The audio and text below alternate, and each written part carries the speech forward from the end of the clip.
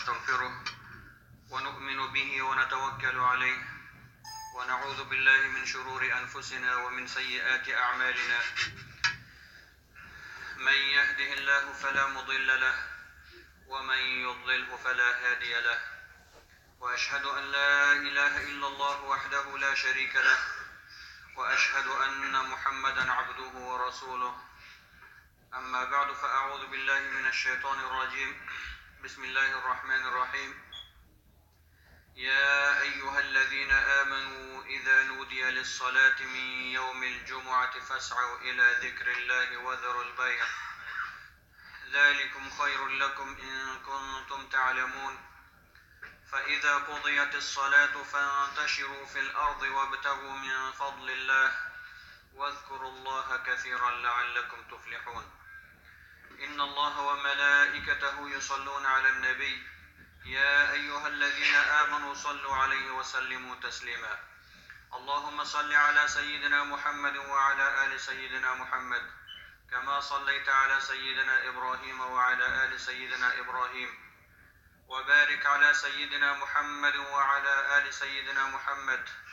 كما باركت على سيدنا إبراهيم وعلى آل سيدنا إبراهيم في العالمين إنك حميد مجيد. ډیر درنو محترمو مسلمانانو، ورونو او خویندو، د اسلام مبارک دین داسې یو دین دی چې انسان ته همیشه مهلت ورکوي، همیشه انسان باندې عاجلا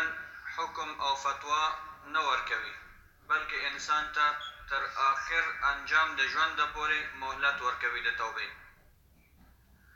په همدغه اساس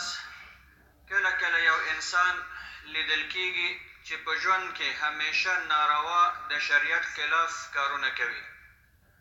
مګر په آخره خاتمه کې د هغه انجام ښه کېږي. الله تعالی هغه ته په داسې وخت کې چې د دغه انسان او د دوزخ ترمنځ ډېره کمه فاصله پاتې وي، که دی یوه ګناه یا دوه نور ګناهونه وکړي دوزخ ته ځي، مګر په داسې وخت کې الله متعال په دغه انسان باندې فضل کوي، خپل شفقت او مهرباني کوي، دغه انسان توبه کوي، ټول ګناهونه ورته الله متعال عفو کوي او دغه انسان د جنت مستحق ګرځي. حال دا چې ټول عمر به د خپل ژوند په ګناهونو کې تېر کړی وي، ټول ژوند به په ناروا کارونو کې د الله او د رسول په معصیت او نافرمانۍ کې تېر کړی وي، مګر د ده عاقبت به نیک کېږي، جنت مستحق ګرځي. کله کله یو انسان ګورو چې ظاهرا مونږ او تاسو ته داسې معلومیږي چې دغه انسان ډېر تقوادار او پرهیزګار انسان دی، دغه انسان ظاهرا د شریعت او د الله او د رسول د احکام او دستوراتو پابند دی، مګر ګورو چې د ده آخره خاتمه ډېره خرابه تېرېږي. دی ټول عمر به ظاهرا نیک اعمال کړي وي، مګر په آخره کې به دی دوزخ ته ځي. رسول الله صلی الله علیه وسلم په یو حدیث شریف کې فرمایي: إن أحدكم يجمع خلقه في بطن أمه 40 يوما نطفة ثم يكون علقة مثل ذلك ثم يكون مضغة مثل ذلك. هر یو ستاسو د خپل مور په رحم او خېټه کې 40 ورځې تېروي په داسې حال کې چې دی نطفه وي، یو قطره اوبه دي رحم کې. 40 ورځو نه وروسته دغه انسان د وینې په یو ټوټې باندې تبدیلېږي، منجمده وینه ترې جوړه شي. 40 ورځې نور بیا دی مدغې ته تبدیل شي، مدغه هډوکي او غوښې ته وایي، یعنې د دغه ساختمان بندي کېږي. دغه ټول مراحل 120 ورځې نیسي، 40 ورځې بیا 40 ورځې بیا 40 ورځې، 40 ورځې نطفه، 40 ورځې علقه، 40 ورځې مضغه، تقریبا 4 میاشتې کېږي. بیا رسول الله صلی الله علیه وسلم فرمایي چې د الله له لورې ملایکه راځي او په دغه انسان کې روح اچوي. د روح اچولو نه وروسته ده ته 4 شیان لیکل کېږي، د ده اجل لیمشته کېږي چې دی څومره عمر کوي په دنیا کې، 80 کاله دی، 70 کاله دی، 80 کاله دی، 40 کاله دی، څومره عمر کوي. دا دته نوشته کېږي په تقدیر کې چې دی نیکبخته انسان دی که بدبخته انسان دی، دا هم د الله تعالی په علم کې وي. همدارنګه د ده د اجل ځای تعینېږي چې دی په کومه ځمکه باندې مړ کېږي، وفات کېږي،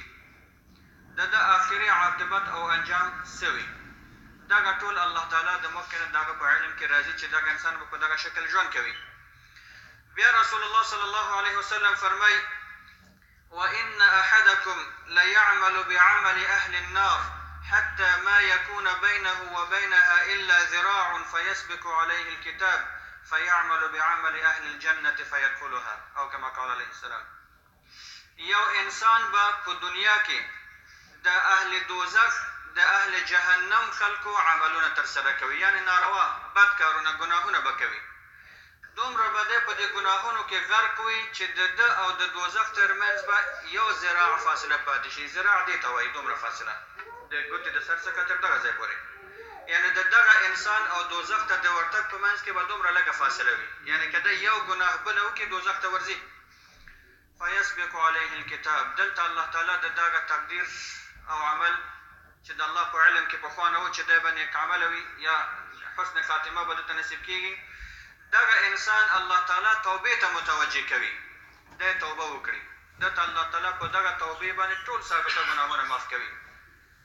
په ډېر لږ عمل سره دی جنت ته ورځي. ټول عمر په ناروا کې تېر کړی، مګر آخري خاتمه کې لږ نیک عمل کوي، مګر خالصه توبه کوي. په دغه خالصې توبې باندې دی جنت ته ورځي.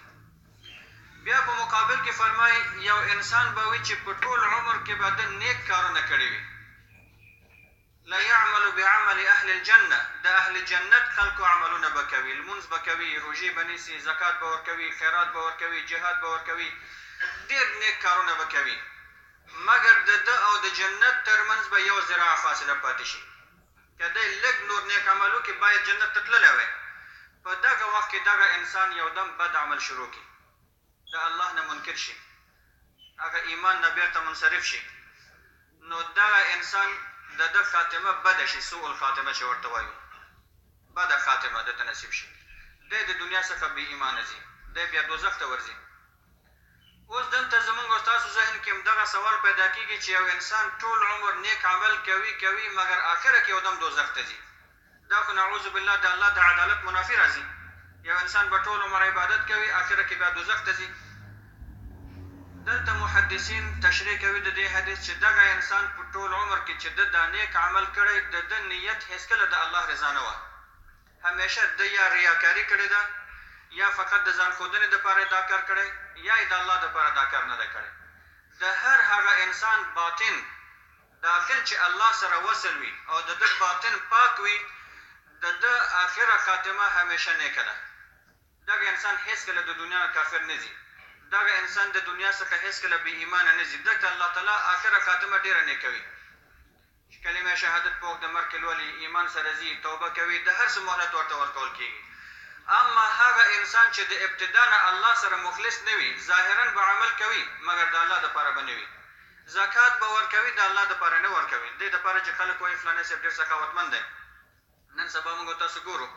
$10 به چاته خیرات ورکوي، شاته به فیسبوک کمره ورته نیولې وي چې فیسبوک کې واچوي دا د $10 کومک مې وکړه. $10 به چا سره مرسته نه وي کړې، خو چې 50,000 کسان خبره وي چې فلاني دا د $10 کومک وکړو فلاني ځای کې. هېڅکله به د ده نیت الله نه وي، د ده داخل او باطن به پاک نه وي الله سره. مونږ به داسې فکر کوو چې دی نیک عمل کوي، حال دا چې هغه الله سره پاک یا خالص نه وي. ځکه خو رسول الله صلی الله علیه وسلم مونږ او تاسو ته فرمایي التقوى ها هنا، درې ځل فرمایي او اشاره خپل زړه ته کوي، التقوى ها هنا، التقوى ها هنا، التقوى ها هنا. د انسان تقوا او پرهیزګاري کوم ځای کې ده؟ زړه کې ده. ظاهري تقوا نه ده. که ته ظاهرا په منځه کې ډېر هم وژاړې، ډېر هم تواضع او عاجزي اختیار کړې، تر څو چې تقوا په دغه ځای کې نه وي، دغه تقوا نه حسابېږي. ځکه خو بل حدیث شریف کې رسول الله صلی الله علیه وسلم فرمایي الا ان فی الجسد لمضغه اذا صلحت صلح الجسد كله واذا فسدت فسد الجسد كله الا وهي القلب، او كما قال عليه السلام. تاسو ټول خبر اوسئ، آگاه اوسئ چې ستاسو په جسد او بدنونو کې یوه ټوټه ده، یو وړه ټوټه ده، د غوښې ټوټه ده. که چیرې دغه ټوټه او پرزه او عضو اصلاح شوه ستاسو ټول بدن اصلاح دی، که دغه ټوټه فاسده شوه ټول بدن فاسد دی، ولو که ظاهرا تاسو ته هر قسم معلومیږي. بیا فرمای الا وهي القلب، تاسو مطمئن او آگاه اوسئ چې دا زړه دی. کله چې د انسان زړه پاک وي، الله سره مخلص وي، د ده تقوا په زړه کې وي، په ظاهر کې نه وي، نو دغه انسان ټول عمل الله سره مقبول دی. اما د هغه انسان چې زړه فاسد وي، زړه ګناهګار وي، زړه کې اخلاص نه وي، زړه کې الله سره صداقت نه وي، ظاهرا که دی هر څومره نیک عمل هم وکړي د ده عمل بې فایدې دی. مګر دغه حدیث شریف مونږ او تاسو ته څو مسایل یادوي. یو مسله دا ده چې مونږ او تاسو باید د یو انسان په ظاهر باندې فوراً حکم ونه کړو. یو انسان به یو ناروا کار کوي، فوراً مونږ حکم نشو کولی چې دا خو دوزخي سړی دی، دا خو دغه رقم بد انسان دی، دا رقم بد انسان دی. عمل ته بد ویلی شو، انسان ته به بد نه وایي. یو انسان خپل انساني فطرت سره دی ضعیف دی، وخلق الانسان ضعیفه، الله تعالی انسان ضعیف خلقت کړی. د دغه ضعف په اساس باندې کله کله د انسان څخه د الله امر هېرېږي، انسان نسیان او فراموشي کې اخته کېږي، یو ګناه د هغه څخه ترسره کېږي. موږ ملایکې نه یو، ځکه خو حدیث شریف کې رسول الله صلی الله علیه وسلم فرمایي که چیرې تاسو ګناه نه کولی او تاسو توبه نه کولی، الله به تاسو ټول هلاک کړی وی، او داسې یو مخلوق به الله ایجاد کړی وی چې هغو ګناه کولی بیا یې توبه کولی، ځکه دا ګناه کول د انسان فطرت کې شته، انسان ضعیف دی. نو په دغه اساس که چیرې د یو انسان نه یو ناروا د شریعت خلاف عمل کېږي، موږ دغه عمل ته بد ویلی شو، اما دغه انسان ته بد ویل جواز نه لري، ځکه انسان ته الله تعالی خپل کرامت او حیثیت ورکړی. بله دا ده چې الله تعالی انسان ته په دنیا کې مهلت ورکوي، کیدای شي د دغه ګناه څخه وروسته دی توبه وکړي، کیدای شي د بلې ګناه څخه وروسته دی توبه وکړي، او دی الله ته دومره پاک او مخلص شي چې ستا د ټول عملونو نه د ده تقوا به ډېره وي. دی به په آخر خاتمه کې یو عمل کوي، ستا د ټول عمر د اعمالو نه به د هغې اجر زیات وي، ځکه ده به دومره خالصه توبه کړې وي او الله ته به دومره نږدېوالی دغه انسان اختیار کړی وي. بله موضوع موږ ته دا حدیث دا یادوي چې هغه انسان چې دی په کبیره ګناه کې مبتلا وي، کبیره ګناه کوي او د کبیره ګناه باندې اصرار کوي، همیشه والی کوي، توبه نه کوي. کبیره ګناهونه ډېر دي، سحر په هغې کې شته، شرک په هغې کې شته، شراب خوړل په هغې کې شته، زنا کول په هغې کې شته، دروغ ویل شته، غیبت کول شته، بهتان کول شته، د چا نه حق خوړل شته، د لمانځه پرېښودل، دا ټول کبیره ګناهونه دي. که یو انسان کبیره ګناه کوي او په دغه کبیره ګناه باندې دی افتخار هم کوي، خوشحال هم دی، شراب څکي، بیا خلکو ته ډېر وینا هم کوي چې دا دی والله دا رقم مو وڅښلو، داسې مو کړو، داسې مو کړو. زنا به کوي، په هغې باندې به خوښي احساسوي، غلا یا ناروا سود او رشوت به خوري، په هغې باندې به خوښي هم احساسوي، او په ضمن کې په همدغه کبیره ګناه باندې اصرار کوي، همیشه والی کوي، همیشه والی کوي، توبه نه کوي، پښیمانتیا نه اختیاروي. په دغه باندې تاسو مطمئن اوسئ چې دغه انسان خاتمه ښه نه تېرېږي، د دغسې انسان خاتمه صحیح نه تېرېږي، ځکه دی په دې خپله ګناه باندې اصرار کوي، توبه نه کوي. اما یو هغه انسان دی چې دی ګناه کوي مګر ګناه سره پښیمانتیا هم لري، ګناه کوي، په دې خپله ګناه باندې اصرار هم نه کوي، خوشحالي هم نه احساسوي، دغه انسان ته الله تعالی د توبې مهلت ورکوي. کیدای شي دی د مرګ نه 15 دقیقې مخکې توبه وکړي، 15 دقیقې مخکې توبه وکړي، الله سره مخلص شي، زړه پاک الله تعالی د ته ټول ګناهونه مغفرت وکړي او دغه انسان د جنت مستحق وګرځي. همدارنګه کله کله یو انسان په یو کبیره ګناه کې مبتلا وي او دی په همدغه حالت کې ناڅاپه ده ته مرګ راشي، ده ته د توبې مهلت اصلا نه ورکول کېږي، نو دی د دنیا څخه په هماغه ګناه کې لاړ شي. یو انسان همیشه په یو ګناه کې مبتلا ده، کبیره ګناه کوي په دې فکر چې زه به آینده کې بیا توبه وکړم، آینده کې زه سپین شم، بیا به حج ته لاړ شم، توبه به وکړم، زه به بیا دغه کار وکړم، دغه کار به وکړم. اما دې ته متوجه نه دی چې آیا مرګ ما ته مهلت راکوي که نه راکوي، زه تر سبا پورې ژوندی یم که ژوندی نه یم، زه نیم ساعت وروسته بیا ژوندی یم که ژوندی نه یم. نو مرګ ده ته ناڅاپه راشي. هغه حدیث شریف کې دی لا تأتیکم الا بغتة، مرګ تاسو ته نه راځي مګر ناڅاپه. بیا مرګ تا ته دا مهلت نه درکوي چې ته ورګې لږ وصیت خو دې وکړه، یو ځل فلاني سره خداحافظي خو وکړه، فلاني کار خو دې اول وکړه، توبه کول وباسه، دا خبرې بیا نشته. مرګ یو ناڅاپه راځي، تا نه ټول هر څه بیا پاتې کېږي، نو د دغسې انسان خاتمه بیا بده شي. د حسن خاتمې ځینې نښې هم موږ او تاسو ته په اسلام کې بیان شوي چې رسول اکرم صلی الله علیه وسلم په مختلفو احادیثو کې مونږ ته بیان کړي دي چې د هغې مفهوم دا دی چې هغه انسان چې د کبیره ګناهونو څخه ځان ساتي همیشه د ده آخري خاتمه او انجام ښه تېرېږي. ده ته الله تعالی د ځنکدن په وخت کې د مرګ په وخت کې توبه نصیب کوي، کلمه شهادت ورته نصیب کېږي، د مرګ څخه مخکې ده ته الله د توبې توفیق ورکوي. همدارنګه دغه انسان کله د جمعې په شپه باندې وفات کېږي او کله د جمعې په ورځ باندې وفات کېږي، مګر دا حتمي نه ده چې هر نیک عمل انسان دې په دغه ورځ کې مړ شي. ټول ورځ د الله ورځ دي، که بل ورځ کې هم سړی وفات شي او الله سره مخلص وي، الله دغه انسان ته مغفرت کوي. اما دا یو اضافي کریډټ ده، یو اضافه فضیلت ده چې د هغه انسان چې اعمال ډېر زیات وي نو هغه ته الله تعالی مرګ په دغسې ورځو کې نصیب کوي.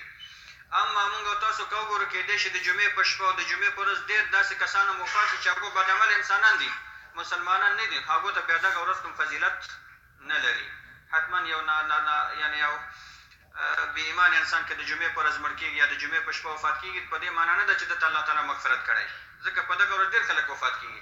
اما یو مؤمن او پاک انسان که په دغه ورځ وفات کېږي نو دا د الله له لورې بیا دته یو فضیلت دی چې ورکول کېږي. نو د دغه حدیثو څخه موږ او تاسو ته دا معلومیږي چې یو انسان که ګناهګار وي هغه ته موږ او تاسو باید په بد نظر باندې ونه ګورو، د هغه عمل ته بد ګورو، عمل یې بد دی. اما دغه خپله انسان کېدی شي د یو نسیان، کېدی شي د یو خطا، کېدی شي د یو فراموشۍ، د تېروتنې او هیروالي په اساس یو ګناه کوي، نو خپله ذات انسان ته بد ویل نه دي لازم. یو مثال تاسو ته وایم، د رسول الله صلی الله علیه وسلم په زمانه کې یو صحابي دی، ځوان دی، د ده اصلي نوم دی عبدالله، مګر دی مشهور دی په حمار باندې، شهرت یې دغه و، نوم یې عبدالله دی. دغه صحابي کله کله بازار ته ځي، بازار کې ګوري یو سړی عسل خرڅوي، دی پیغمبر صلی الله علیه وسلم سره دومره محبت لري چې دغه عسل په بازار کې ګوري، وایي زه بل څوک د دې وړ نه ګورم چې دغه عسل وخوري، دا عسل باید پیغمبر ته ورشي، باید پیغمبر صلی الله علیه وسلم دغه عسل ونه استفاده وکړي. د سره اوس جیب کې پیسې هم نشته، د عسلو قیمت هم نشته، ځي هغه سړي ته وایي چې دغه عسل ما ته په قرض راکوي، هغه ورته وایي هو. هغه عسل په قرضو باندې اخري راځي د پیغمبر صلی الله علیه وسلم د کور دروازه ټک ټکوي، وایي یا رسول الله دغه عسل تا ته تحفه ده، هدیه ده. رسول الله صلی الله علیه وسلم د چا هدیه نه ردوله، هدیه به یې اخیستله، هغه هدیه پیغمبر اخلي. بله ورځ چې هغه د عسلو خاوند راځي ده پسې چې زما پیسې راکړه، قرض مې راکړه، وایي زه خو پیسې نه لرم، وایي تا خو ما نه عسل اخیسته، وایي هغه خو ما پیغمبر ته ورکړي.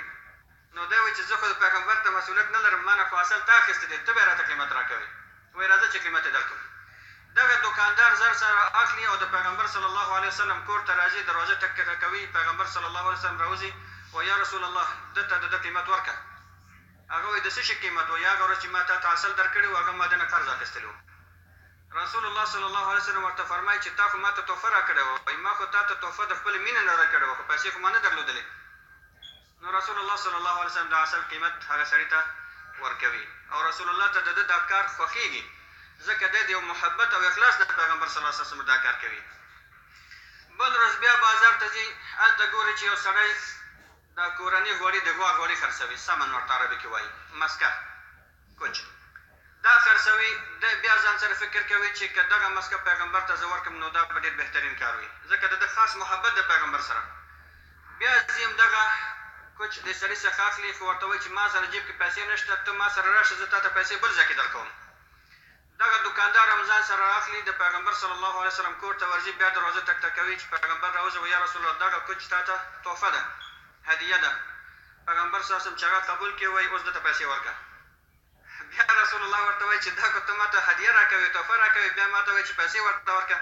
وایي خو ما سره پیسې نشته، اما زه تا سره دومره محبت لرم چې زه نه غواړم چې دغه کوچ بل څوک وخوري، دا باید تا سره وي. خو دغه صحابي چې پیغمبر سره دومره محبت او اخلاص لري، په ضمن کې دی په یو ګناه کې هم مبتلا دی. هغه ګناه دا ده چې ده ته شراب څښل عادي دي، د شرابو څخه لاس نشي نیولی، شراب څکي. په یو د غزواتو کې خیبر جنګ کې چې کله مسلمانان غنیمت اخلي، په غنیمتونو کې شراب وي، دغه شراب ټول دوی په ځمکه باندې تویوي، مګر دغه صحابي دا ځوان چې د شراب څکل عادت و د ځان نشو کنټرولولی د شرابو مقابل کې د شراب څکي دی چې نشه شي خلک دی رسول الله صلی الله علیه وسلم ته راولي چې رسول الله دغه عبدالله شراب څکلی دی او دا د نشه دی په همدغه حال کې د باندې پیغمبر دمغه شرابو حکم تطبیقوي دی حد کېږي په شرابو باندې بله ورځ بیا همدغه صحابي بیا پیغمبر ته راوستل کېږي چې رسول الله د شراب څکلی دی نشه دی بیا د باندې پیغمبر حد تطبیقوي څو وارې دی په شراب څکلو کې پیغمبر ته راوستل کېږي او دی پیغمبر په حد کوي کله چې دی څو وارې پیغمبر صلی الله علیه وسلم ته راشي او د شرابو حد د باندې تطبیقېږي یو صحابي د دغه صحابي مقابل کې بد الفاظ کاروي وایي دا څومره لعنتي انسان دی د باندې د الله لعنت شي چې بار بار شراب څکي او راوستل کېږي او پیغمبر یې حد کوي دی لاس نه نیسي شرابو څخه اما رسول الله صلی الله علیه وسلم څه وایي دغه صحابي ته صحابه کرامو ته د ټولو په مخ کې ورته فرمایي لا تلعنوه فوالله انه لا يحب الله ورسوله د باندې لعنت مو وایي قسم په الله دی الله او رسول سره محبت لري دی الله او رسول سره محبت لري چې دغه محبت او اخلاص په زړه کې دی نو دغه یو ګناه په سبب د باندې لعنت مو وایي تاسو دې حدیث مفهوم هم دا دی که یو انسان ګناه کوي موږ دغه انسان ته ذاتاً بد نه وایي چې دا فلانې دا رقم شو فلانې دا رقم شو د ټولنیز حیثیت د لاسه ورکړي د سره روابط موږ تاسو قطع کړو د سره هغه ټول هغه نیک سلوک او چلند مکمل تغییر باید ونه کړي دته باید موږ نور تشویقي خبرې وکړو دته باید د توبې تشویق وکړو آینده کې د توبې چانس ورته وي ځکه توبه د الله تعالی په لاس کې دی او الله تعالی فرمایي چې زه غفار یم زما رحمت د غضب څخه وړاندې دی نو الله تعالی هر چاته د توبې چانس ورکوي ځکه خو رسول الله صلی الله علیه وسلم دلته صحابو ته جدیت سره منع کوي لا تلعنوه د باندې لعنت مو وایي فوالله انه لا يحب الله ورسوله قسم په الله دی الله او رسول سره محبت لري مګر د ده محبت الله او رسول سره که چیرې دی ګناه کوي د دې معنی نه ګرځي چې د باندې حد تطبیق نشي د الله او رسول حد هم پرې تطبیقېږي اما پیغمبر صلی الله علیه وسلم هم د سره ماغه خپل مزاح کوي او ماغه خپل خوش طبیعتي ورسره کوي او ماغه محبت او دوستي ورسره ساتي بیا صحابو ته فرمای لا تكونوا عون الشیطان على اخیکم قولوا اللهم اغفر له تاسو د شیطان مرستندویه مو اوسېږئ په خپل ورور باندې یو طرف نه پرې لعنت وایي دا ستاسو لعنت ویل په دغه صحابي باندې د دې سبب کېږي چې شیطان د ده په زړه کې وسوسه را پیدا کړي ما یو ګناه وکړه دې ټولو ما باندې لعنت وویلې دې ټولو ما سره نفرت پیدا کړ دې ټولو ما سره مناسبات قطع کړل نو دغه شیطان چې دته دروازه خلاصه کړي دی نور هم په ګناهونو کې مبتلا کېږي نو ځکه رسول الله صلی الله علیه وسلم فرمایي چې تاسو د شیطان مرستندویه مو اوسئ خپل ورور باندې